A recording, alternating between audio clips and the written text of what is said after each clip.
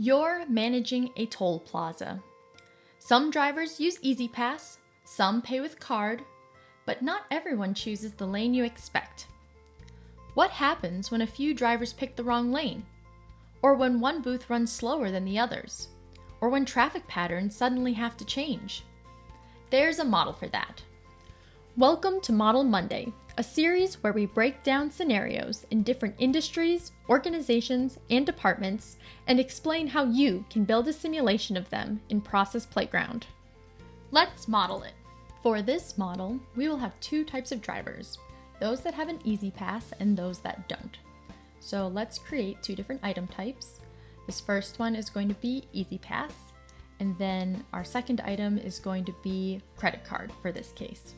Then we're going to add two demand blocks, one for each type of driver. So first we're going to pull out this demand block and it will say E-ZPass, and we're going to set the demand distribution in this case to be an exponential with a mean of 0.25. We're going to have a lot of cars going through this, about 240 in 60 minutes. Fairly busy road. Then we'll create our second demand down here for our credit card drivers, and then we'll delete the E-ZPass item and add a credit card item. For the purposes of this demonstration, we're going to have an exponential of 0.25 again. That's about 240 items in 60 minutes. Great, so now we have our E-ZPass and our credit card lanes. Let's work on the E-ZPass first. So most E-ZPass drivers do go down the E-ZPass lanes, but we'll still create a decision called Choose E-ZPass Lane, and we'll set the extra decision later in the tutorial. But for now, we'll just connect that through the exit for those drivers who are just gonna buzz right on through. And we'll name this E-ZPass drive-through. For our credit card drivers, they'll need to choose which lane they go down, so let's bring a decision block out here. However, not only do we have credit card drivers, but we also have a few E-ZPass drivers who might end up in the credit card lanes. Maybe they're traveling on business and need to keep a receipt, or their E-ZPass hasn't been renewed, or they just got stuck in the wrong lane. So we're going to connect this here. Next, we're going to establish the paying lanes, and we're going to say we have 3 lanes that are operational. Let's pull out a queue block for lane 1, and then another for lane 2, and then another for lane 3. And then we'll connect up all of these to the decision block. Once they choose a lane, they have to pay the toll. So I'll pull out an activity block here and we'll name this Pay Toll, and we're going to set the distribution in this case to a triangular distribution, and it's only going to take a couple of seconds. So we're going to have this be a minimum of 5 seconds, a mode of 30 seconds, and at most it'll take 60 seconds. Then we'll do this 2 more times. So here's a quick tip. If you click on a block, and you can see it's selected here, and then drag out a shape onto the workspace, they will connect automatically. Besides dragging on these shapes manually, you can also select one or more of the blocks and then press Ctrl-C on your keyboard to copy and Ctrl-V to paste, and it will actually maintain all of those parameters on your blocks. Also, if you're doing this manually, it's important to set your times into seconds for each of those activity blocks. Once they pay their toll, they exit out of the system. So we'll drag out an exit block and connect that all up. Great. We've got a few more things we need to do. We need to go back through to our decision-making process. So first we're going to go to the Choose E-ZPass Lanes decision block. Let's say that 95% of the time they pick the correct lane, but about 5% of the time they pay manually.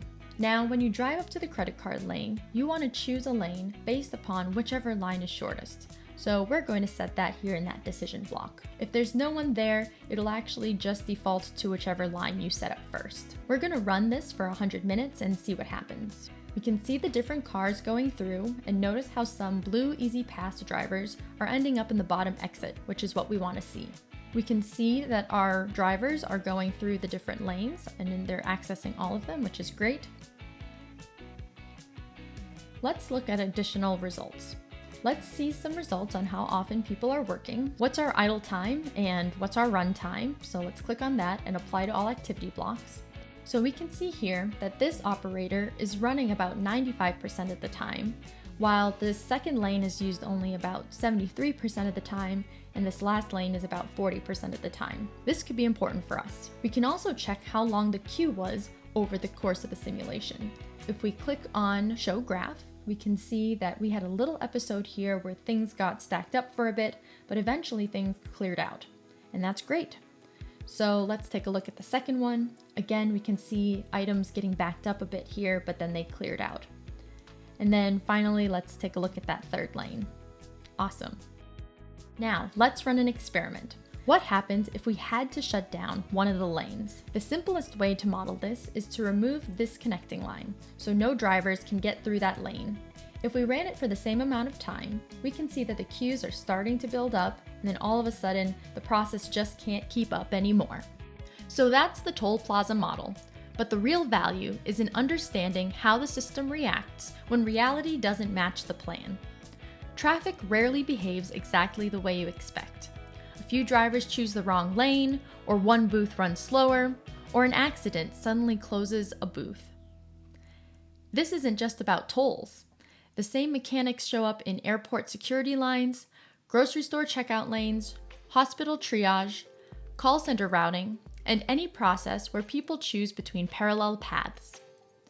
From here, you can start to ask real design questions. Should you add another lane, adjust staffing, change how drivers are routed, or prepare countermeasures for when demand or capacity shifts? Those are the kinds of real-world trade-offs this model helps you explore. That's the model. Now go experiment. Happy modeling!